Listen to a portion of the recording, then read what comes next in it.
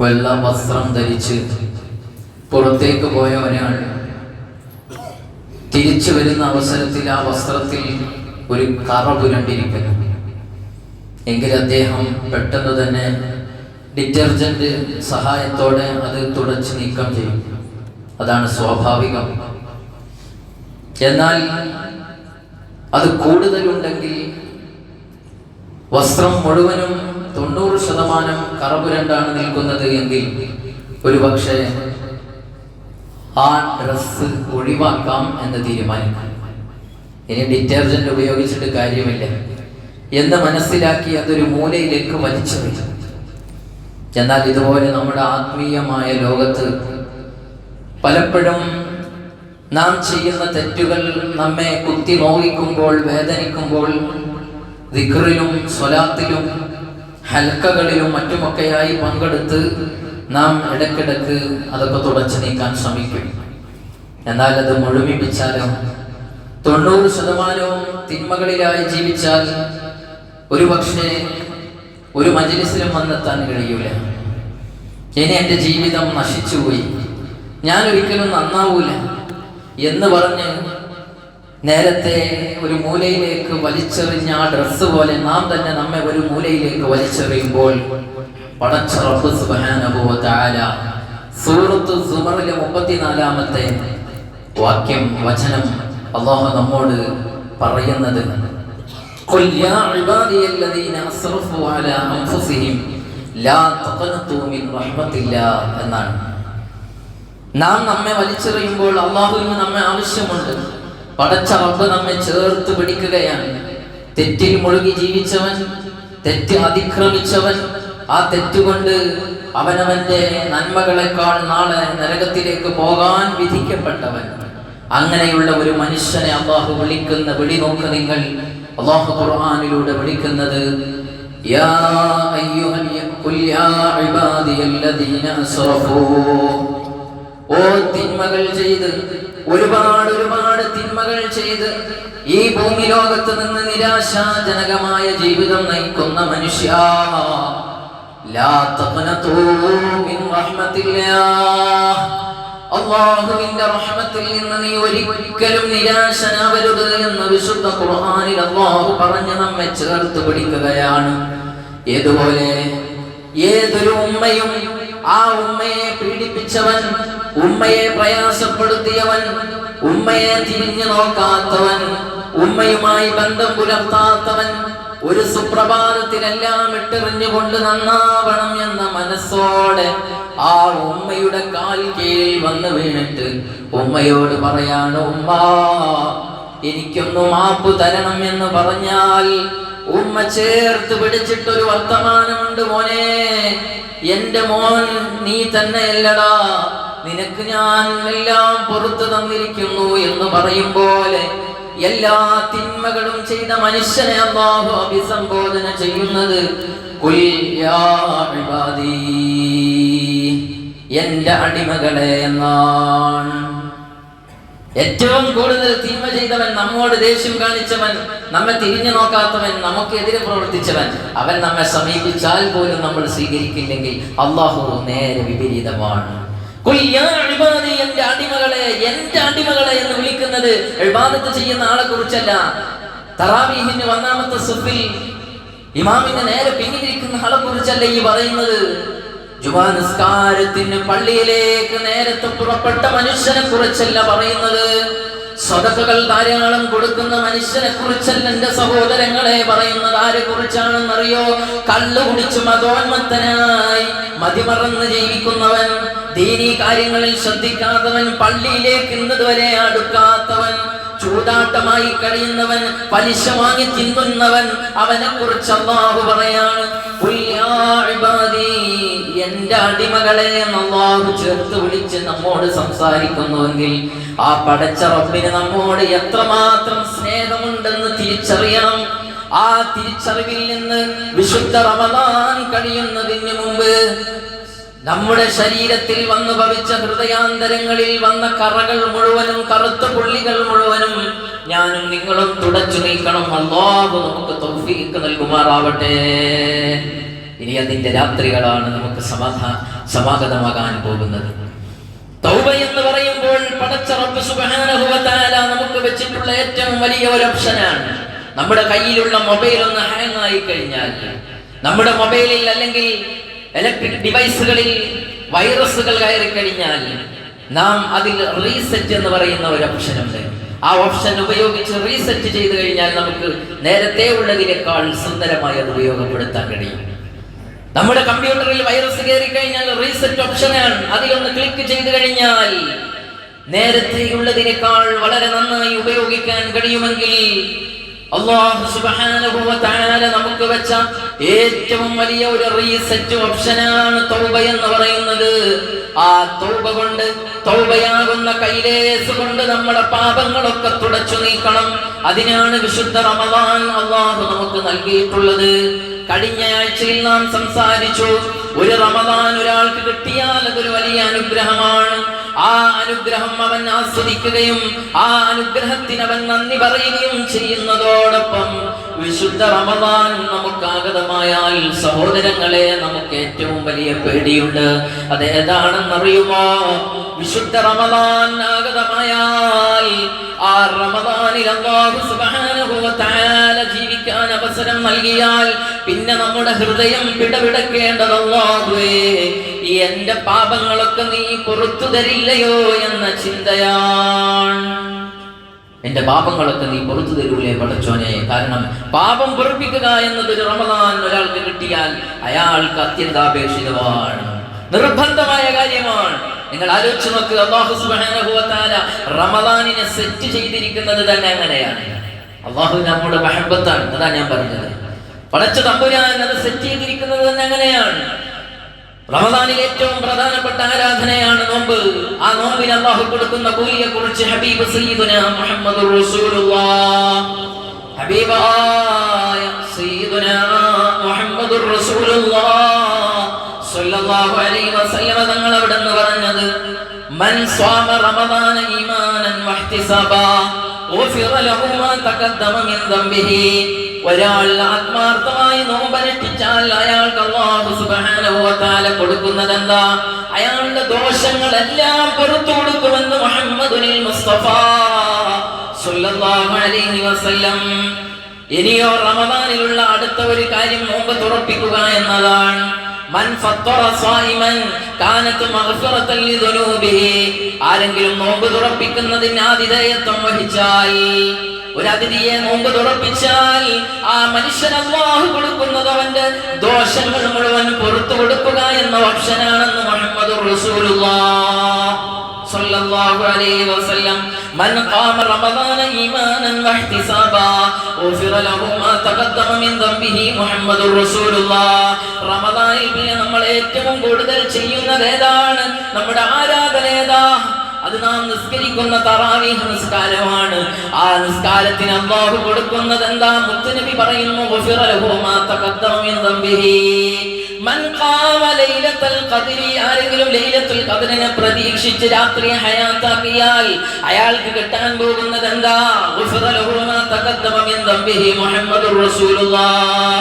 തീർന്നില്ല, ഹബീബായ തങ്ങൾ റമദാൻ ആഗതമാകുന്നതിന് മുമ്പ് റമദാൻ മുന്നൊരുക്ക പ്രഭാഷണം നടത്തിയപ്പോൾ റമദാനിൽ നിങ്ങൾ ഏറ്റവും കൂടുതൽ നിങ്ങൾ ആ റമദാനിൽ വർദ്ധിപ്പിക്കണം എന്ന് പറഞ്ഞ് പഠിപ്പിച്ച ദിക്ർ, ആ ദിക്ർ ഏതാണ്? അശ്ഹദു അല്ലാ ഇലാഹ ഇല്ലല്ലാഹ് അസ്തഗ്ഫിറുല്ലാഹ്. അപ്പൊ വിശുദ്ധ റമദാനുമായി ബന്ധപ്പെട്ട എല്ലാ അല്ലാഹു കണക്ട് ചെയ്തിരിക്കുന്നത്, ഹബീബായ തങ്ങൾ നമ്മൾ പഠിപ്പിച്ചിരിക്കുന്നത് മഗ്ഫിറത്തുമായിട്ടാണ്. എന്ന് പറഞ്ഞാൽ ഏതെടുത്താലും 10 എന്ന് പറയില്ലേ, ഇതുപോലെ ഏതെടുത്താലും മഗ്ഫിറത്ത്, ഏതെടുത്താലും മഗ്ഫിറത്ത്. അതെടുക്കൂ, നിങ്ങൾ മഗ്ഫിറത്ത് നേടൂ എന്ന് അല്ലാഹു സുബ്ഹാനഹു വ തആല പറയുമ്പോൾ, പ്രിയപ്പെട്ട മുഅ്മിനീങ്ങളെ, മഗ്ഫിറത്തിന്റെ 10 നമ്മിലേക്ക് ആഗതമാവുകയാണ്. ആ സമയം നന്നായി നമ്മൾ വിനിയോഗിക്കണം. കഴിഞ്ഞ റമദാൻ പോലെ ആവരുത്. കൂടുതൽ കൂടുതൽ ഇബാദത്തുകൾ. എന്റെ കഴിഞ്ഞ റമദാനിൽ എനിക്ക് ഇവിടെയെല്ലാം ഫാൾട്ടുകൾ വന്നുപോയി, എന്തെല്ലാം ചോദിക്കാൻ മറന്നുപോയി, എന്നിൽ നിന്ന് എന്തെല്ലാം അപജയങ്ങളാണ് ഉണ്ടായത്. അതല്ലെങ്കിൽ വിശുദ്ധ റമദാൻ കഴിഞ്ഞ് ഇന്നോളം 11 മാസക്കാലം എന്റെ ജീവിതത്തിൽ എന്തെല്ലാം നഷ്ടങ്ങൾ വന്നിട്ടുണ്ട്. ഏതെല്ലാം അപരാധങ്ങൾ ഞാൻ ചെയ്തിട്ടുണ്ട് എന്ന് മനസ്സിലാക്കി പടച്ച റബ്ബിന്റെ മുന്നിൽ ഒന്ന് പൊട്ടിക്കരയാൻ ഞാനും നിങ്ങളും തയ്യാറാവണം. ചെറിയ പാപങ്ങളൊക്കെ അല്ലാഹു നാം ഈ ചെയ്യുന്ന അമലുകൾ കൊണ്ട് പുറത്തു തരുമെങ്കിലും വൻ പാപങ്ങൾ അല്ലാഹു സുബ്ഹാനഹു വ തആല പൊറുക്കണമെങ്കിൽ തൗബ നിർബന്ധമാണ്. തൂബൂ ഇലല്ലാഹി തൗബതൻ നസുഹാ. നസുഹായ തൗബ ചെയ്തെങ്കിൽ മാത്രമേ നമുക്ക് രക്ഷപ്പെടാൻ കഴിയുകയുള്ളൂ. തൗബ ചെയ്യുമ്പോൾ അവൻ അനുവർത്തിക്കേണ്ടത്, പടച്ച റബ്ബേ, ഞാൻ ചെയ്തുകൊണ്ടിരിക്കുന്ന തെറ്റിൽ നിന്ന് പൂർണ്ണമായി ഞാൻ വിരാമം കൊടുക്കുന്നു. ഇനി ഒരിക്കലും ഞാൻ ആ തെറ്റിലേക്ക് മടങ്ങുകയില്ല, ഖേദിച്ചു മടങ്ങുന്നു. അതോടൊപ്പം തന്നെ ജനങ്ങളുമായി ബന്ധപ്പെട്ടാണ് കിടക്കുന്ന തിന്മകളെങ്കിൽ അവരെ കണ്ട് പൊരുത്തപ്പെടിക്കുകയും ചെയ്താൽ നസുഹായ തൗബയായി എന്ന് മുഹമ്മദുർ റസൂലുള്ളാഹ്. അതിനൊരു സമ്മേളനം വിളിക്കേണ്ട ആവശ്യമൊന്നുമില്ല. അതിന് ലൈലത്തുൽ ഖദ്റിനെ കാത്തിരിക്കേണ്ട, 25 കാത്തിരിക്കേണ്ട ആവശ്യമില്ല. 25 വരുന്നുണ്ട് ഇൻഷാ അല്ലാഹ്, അന്നൊന്ന് തൗബ എന്ന് പറയേണ്ട ആവശ്യമില്ല. എല്ലാ ദിവസവും തൗബ ചെയ്യണം. പടച്ചോനെ, എന്റെ തെറ്റുകൾ എത്രയാണ്, ഞാൻ ഈ പാപങ്ങളുമായി ചുമന്ന് ആ ഭാരവും പേറിയിട്ട് നിന്റെ മുന്നിൽ എങ്ങനെ വന്നു നിൽക്കും റബ്ബേ എന്ന് ചോദിച്ച് നമ്മുടെ കൽബ് പടക്കേണ്ട ദിവസങ്ങളാണ് മുഅ്മിനീങ്ങളെ ആഗതമാകുന്നത്. പാപങ്ങളെ ഓരോന്നെണ്ണി നീ പറയേണ്ടതാ, വിജനസ്ഥലം അതിനേറ്റവും പറ്റുന്നതാ. നീ ചെയ്ത തെറ്റിന്റെ ആഴമോർത്തിട്ടുടനടി നിറയട്ടെ കണ്ണാൽ മണ്ണാൽ നിന്റെ മുഴുവൻ തലമുടി. പറഞ്ഞില്ലേ, ഒരു ഖേദം നമ്മുടെ മനസ്സിൽ നിന്ന് വലിയ ഒരു ഖേദമുണ്ടായാൽ പടച്ച റബ്ബ് നമ്മളെ സ്വീകരിക്കും. അതുകൊണ്ട് അല്ലാഹ് വിളിക്കുന്ന വിളി തന്നെ ആ പ്രതീക്ഷയുടെ വിളിയാണ്. എന്റെ അടിമകളെ, എന്റെ അടിമകളെ, എന്റെ മോനാണ് നീ, നീ എന്നോട് എന്ത് ചെയ്താലും കുഴപ്പമില്ല, ഞാൻ പുറത്തു തരാമെന്ന് ഉമ്മ പറയുന്നതിനേക്കാൾ നല്ല ഒരു വിളിയല്ലേ നമ്മ പടച്ച റബ്ബാകുന്ന അല്ലാഹു വിളിക്കുന്നത്. ആ വിളിയാളം കേട്ടിട്ട് എന്റെ സഹോദരങ്ങളെ നമുക്ക് ബോധം വന്നില്ലെങ്കിൽ, ഈ റമദാനെങ്കിലും ഒരു അവസരമാക്കി എടുത്തില്ലെങ്കിൽ എപ്പോഴാണ് നമുക്ക് മരണം വന്നെത്തുന്നത് എന്നറിയൂല. സക്കറാത്തിന്റെ സമയത്ത് നമ്മൾ കാലിക്കടിച്ചതുകൊണ്ട് കാര്യമില്ല. അല്ലാഹു തരുന്ന അവസരങ്ങളൊക്കെ മുതലെടുത്ത് പടച്ച റബ്ബിനോട് നന്നായി മനമുരുകി പ്രാർത്ഥിക്കണം.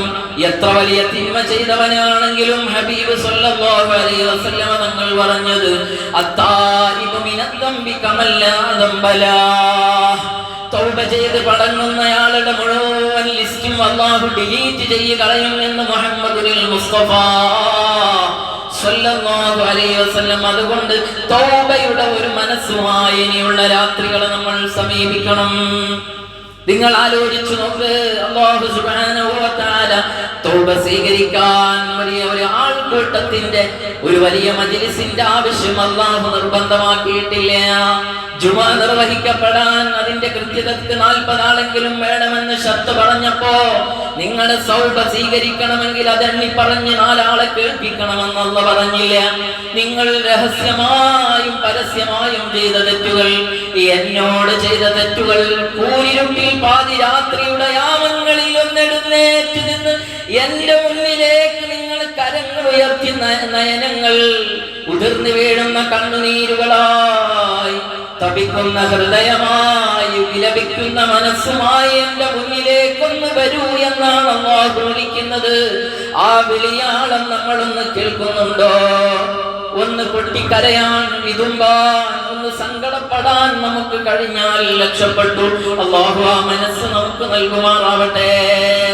മൂസാ നബി അലൈഹിസ്സലാത്തു വസ്സലാമിന്റെ കാലത്ത് അല്ലാഹു സുബ്ഹാനഹു വ തആല മൂസാ നബിയോട് പറയാണ്, ഇന്ന പ്രദേശത്ത് ഒരാള് മരിച്ചു കിടക്കുന്നുണ്ട്, അയാളെ കഫൻ ചെയ്തിട്ടില്ല, മറമാടിയിട്ടില്ല, ജനങ്ങളെല്ലാം തിരിഞ്ഞു കളഞ്ഞ മയ്യത്താണ്, പക്ഷേ എനിക്ക് ഏറ്റവും പ്രിയപ്പെട്ട മനുഷ്യനാണ്, ആ മനുഷ്യനെ നിങ്ങൾ ഏറ്റെടുക്കണമെന്ന് സയ്യിദുനാ മൂസാ നബി അലൈഹിസ്സലാം മൂസാ നബി അലൈഹിസ്സലാത്തു വസ്സലാമിനോട് അല്ലാഹു പറയാണ്.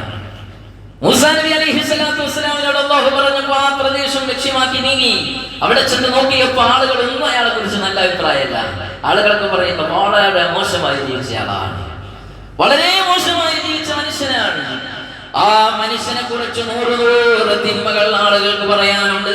എന്നിട്ട് എവിടെ അദ്ദേഹം എന്ന് ചോദിച്ചപ്പോൾ നാട്ടുകാർ പറഞ്ഞു, ഇന്നലെ മരിച്ചുപോയി, ഞങ്ങളാരും തിരിഞ്ഞു നോക്കിയില്ല, ആരൊക്കെയോ അദ്ദേഹത്തെ എടുത്ത് കുപ്പത്തൊട്ടിയിലേക്ക് വലിച്ചെറിഞ്ഞിട്ടുണ്ട്. മൂസാ നബി എടുക്കുന്നു, ആ മയ്യത്ത് കഫൻ ചെയ്യുന്നു, കുളിപ്പിക്കുന്നു, നിസ്കരിക്കുന്നു, മറമാടുന്നു. എന്നിട്ട് അല്ലാഹുവോട് ചോദിക്കുകയാണ്, പടച്ചോനെ, ജനങ്ങളൊക്കെ മോശമായി പറയുന്ന മയ്യത്തിനെ നീ എങ്ങനെയാണ് സ്വീകരിച്ചത് എന്ന് ചോദിച്ചപ്പോൾ അത്രയും മോശത്തരത്തിൽ കഴിഞ്ഞ മനുഷ്യൻ തന്റെ ജീവിതത്തിൽ ഒരാൾക്ക് പോലും അയാളെ കുറിച്ച് നന്മ പറയാനില്ല.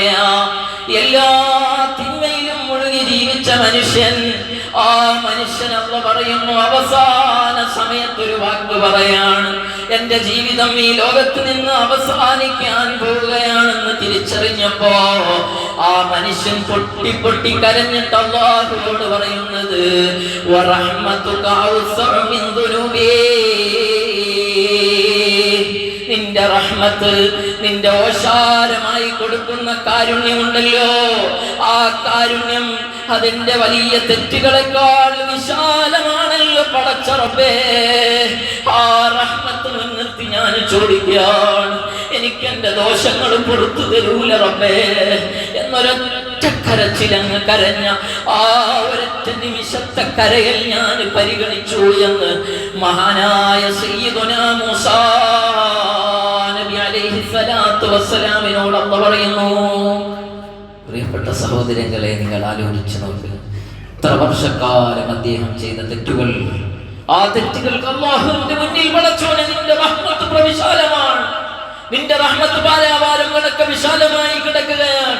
ആ റഹ്മത്തിന്റെ ഒരു നോട്ടം കൊണ്ട് എന്നെ രക്ഷപ്പെടുത്താൻ നിനക്ക് കഴിയൂല റബ്ബേ, ഞാൻ ചെയ്തത് അപരാധമാണെന്ന് ഞാൻ തിരിച്ചറിഞ്ഞിട്ടുണ്ട് എന്ന് ജീവിതത്തിന്റെ അന്ത്യ നിമിഷങ്ങളിൽ വെച്ച് തിരിച്ചറിഞ്ഞ ആ മനുഷ്യനെ ഞാൻ പരിഗണിച്ചു എന്ന് അല്ലാഹു സുബ്ഹാനഹു വ തആല പറയുമ്പോൾ നമ്മൾ 100 ആളെ കൊന്നിട്ടൊന്നുമില്ലല്ലോ, ദിവസവും കള്ളു കുടിക്കാൻ പോയിട്ടില്ലല്ലോ, എന്നും വ്യഭിചരിച്ചിട്ടില്ലല്ലോ, അതിലും വലിയ പാപങ്ങൾ ചെയ്തവർക്കൊക്കെ അല്ലാഹു പുറത്തു കൊടുത്തിട്ടുണ്ടെങ്കിൽ ഈ റമളാൻ നമുക്ക് കിട്ടിയ ഏറ്റവും വലിയ അവസരമാണ്.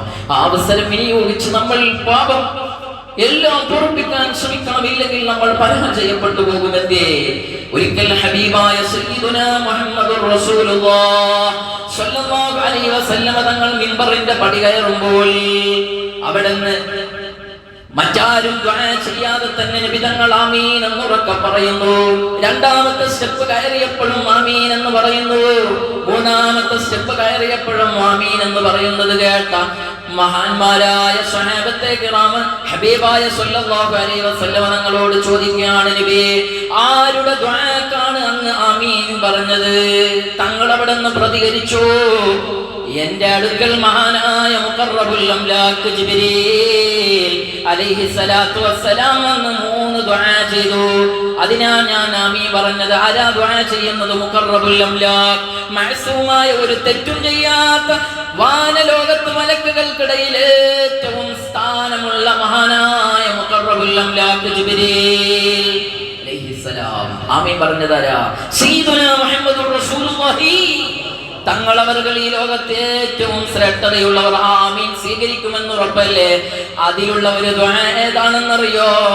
ബഅദമൻ അദ്റക റമളാൻ, ഒരാൾക്ക് അല്ലാഹു റമളാൻ കൊടുത്തു, ഫലം യുഗ്ഫർ ലഹു, പക്ഷേ പാപമോചനം അല്ലാഹു കൊടുത്തില്ല, അതുമായി ബന്ധപ്പെട്ടില്ല. വയലൊക്കെ കേട്ടിരുന്നു, പ്രഭാഷണത്തിനൊക്കെ വന്നിരുന്നു, പക്ഷേ ഒന്ന് മാറണം എന്ന് മാറി ചിന്തിച്ചില്ല. അതുകൊണ്ട് തന്നെ അല്ലാഹു അവന്റെ റഹ്മത്തിൽ നിന്ന് ആട്ടിയോടിക്കട്ടെ എന്ന് മഹാനായ ജിബ്രീൽ ദുആ ചെയ്തപ്പോ ഞാൻ ആമീൻ പറഞ്ഞതാണെന്ന് മുഹമ്മദുൽ മുസ്തഫ സ്വല്ലല്ലാഹു അലൈഹി വസല്ലം. അതുകൊണ്ട് റമദാൻ ഒരാൾക്ക് കിട്ടിയാൽ പിന്നെ നിർബന്ധമായി അയാൾക്ക് കിട്ടേണ്ടത് മഗ്ഫിറത്താണ്. അതുകൊണ്ട് മഗ്ഫിറത്തിന് വേണ്ടി നമ്മൾ ശ്രമിക്കണം. ഇനി വരുന്ന പകലുകൾ മുഴുവനും പടച്ച റബ്ബിനോട് കേണപേക്ഷിച്ചുകൊണ്ട്, അല്ലാഹുവേ എനിക്ക് മഗ്ഫിറത്ത് നൽകണേ അല്ലാഹ്. പൊട്ടി പൊട്ടി കരയണത് ആരും കാണേണ്ട ആവശ്യമൊന്നുമില്ല. നമ്മുടെ അത്താഴത്തിന്റെ സമയത്ത്, ഇടയത്താഴത്തിന്റെ സമയത്തൊക്കെ എണീക്കുന്നവരാൾ ആരാരും കാണാതെ വീടിന്റെ ഉള്ളിൽ ആ ഉള്ളറയിൽ ഇരുന്നു കൊണ്ടൊന്ന് വിതുമ്പാ. പ്രിയപ്പെട്ടവരെ, നമുക്ക് മനസ്സ് വേണം. അല്ലാഹു ആ മനസ്സ് നമുക്ക് നൽകുമാറാവട്ടെ. നമ്മുടെ പാപങ്ങളൊക്കെ അല്ലാഹു പുറത്തു തരുമാറാവട്ടെ. അല്ലാഹു ഈ റമളാൻ നമുക്ക് അനുകൂലമാക്കി തരുമാറാവട്ടെ. ആമീൻ യാ റബ്ബൽ ആലമീൻ.